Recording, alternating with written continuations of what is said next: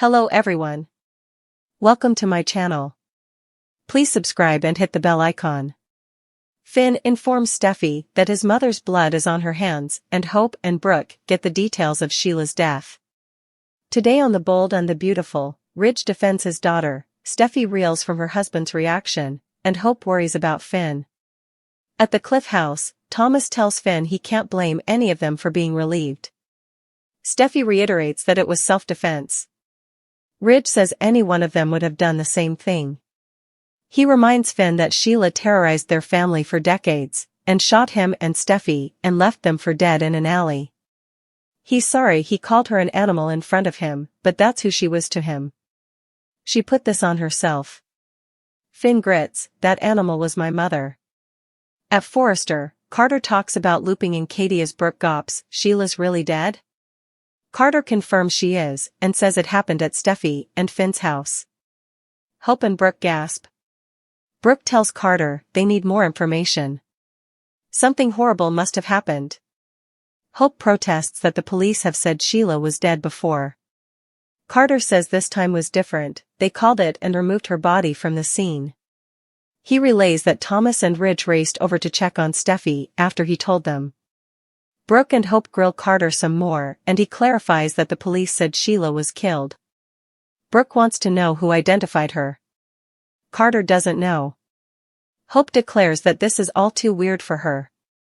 After all the years of pain that Sheila has put them through, and then to find out about her connection to Finn, and then to her dad. Brooke says finding out she's gone is an unbelievable relief. Hope agrees. Brooke muses that she has fooled them before. Carter doesn't think they have to worry about that anymore. At the Cliff House, Finn can't understand how they can be so callous.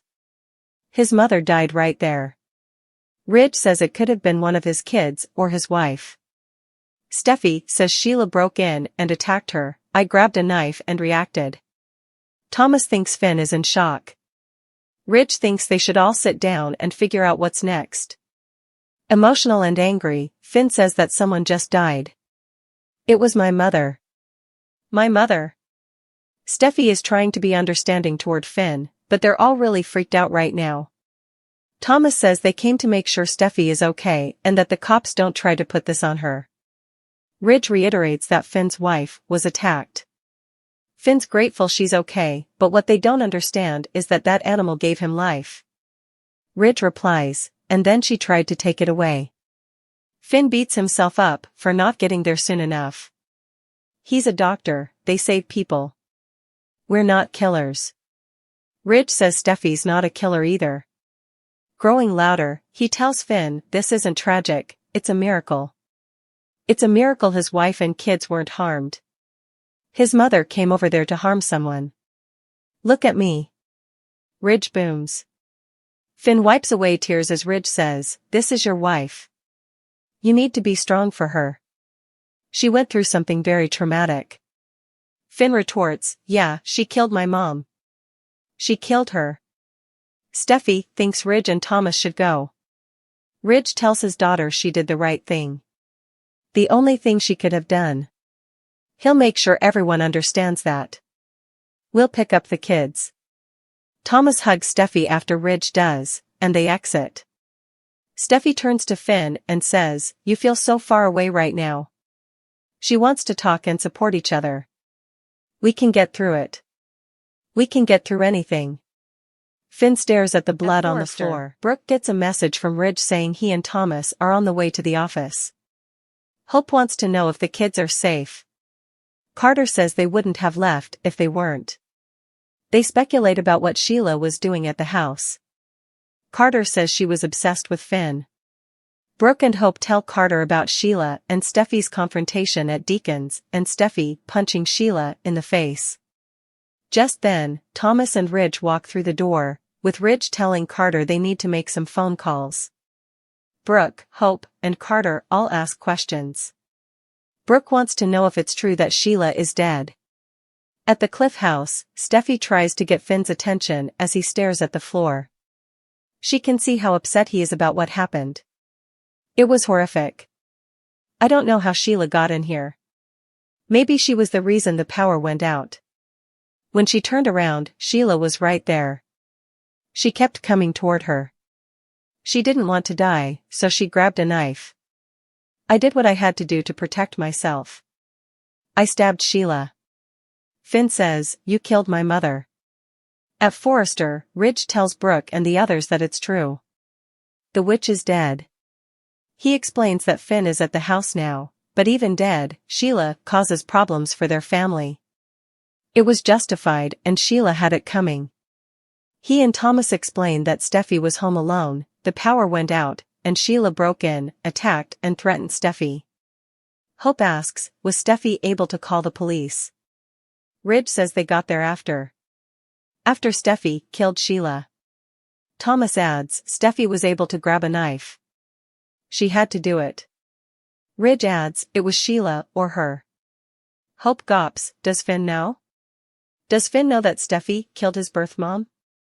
At Forrester, Ridge tells Brooke and the others that it's true. The witch is dead. He explains that Finn is at the house now, but even dead, Sheila causes problems for their family. It was justified and Sheila had it coming. He and Thomas explained that Steffi was home alone, the power went out, and Sheila broke in, attacked and threatened Steffi. Hope asks, was Steffi able to call the police?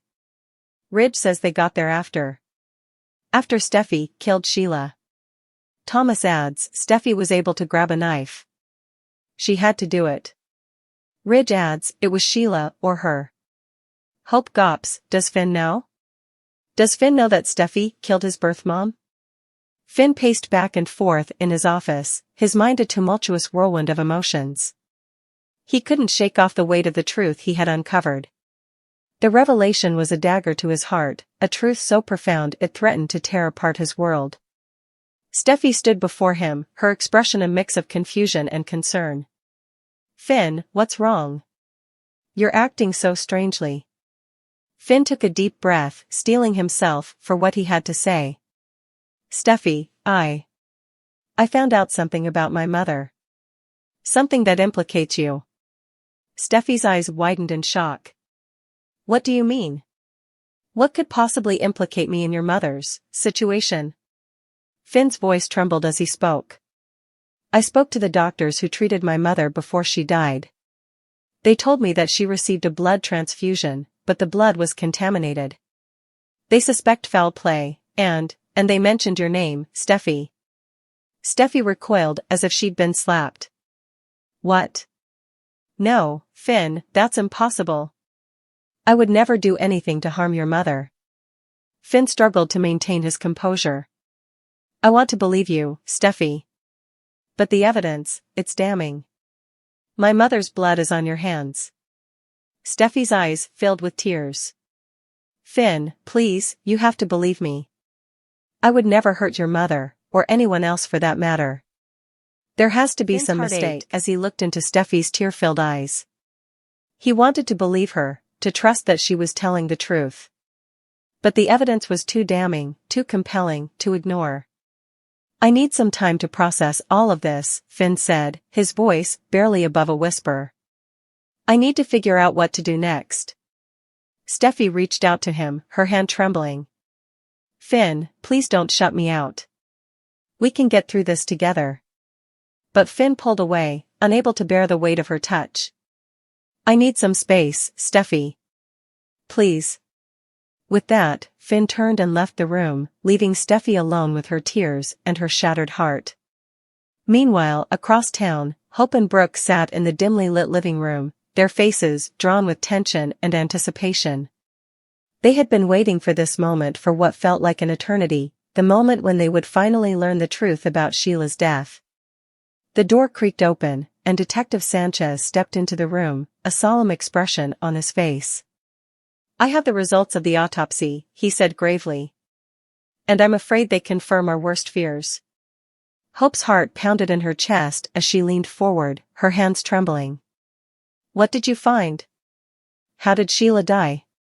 Detective Sanchez took a deep breath before speaking. Sheila was poisoned. The toxicology report shows high levels of a lethal substance in her system. Brooke gasped, her hand flying to her mouth in shock. Poisoned? But who would want to poison Sheila? And why? Detective Sanchez shook his head. We're still investigating, but it's clear that this was no accident. Someone wanted Sheila dead, and they were willing to go to great lengths to make it happen. Hope's mind raced as she tried to make sense of the revelation. But who could it be? Who would have a motive to kill Sheila? Brooke's eyes narrowed with suspicion. I think I know who's behind this. I think I know who wanted Sheila dead. Hope's heart skipped a beat as she realized what her mother was implying. You don't mean? Brooke nodded grimly. I think it was Taylor. I think she's the one who poisoned Sheila. Hope's mind reeled at the accusation. But why would Taylor want to kill Sheila? What possible motive could she have? Brooke's expression darkened. I think she did it to protect Steffi. I think she knew that Sheila was a threat to Steffi's happiness, and she was willing to do whatever it took to eliminate that threat. Hope's mind raced with the implications of her mother's words. If Taylor was indeed responsible for Sheila's death, it would have far-reaching consequences for everyone involved. As Hope and Brooke grappled with the shocking revelation, Finn wrestled with his own demons, torn between his love for Steffi and his loyalty to his mother. And somewhere, in the shadows, a killer lurked, their identity shrouded in mystery and deceit. In a town where secrets ran deep and lies were currency, the truth was a rare and precious commodity. And as Finn, Hope, and Brooke soon discovered, sometimes the truth was more dangerous than the lies it sought to uncover.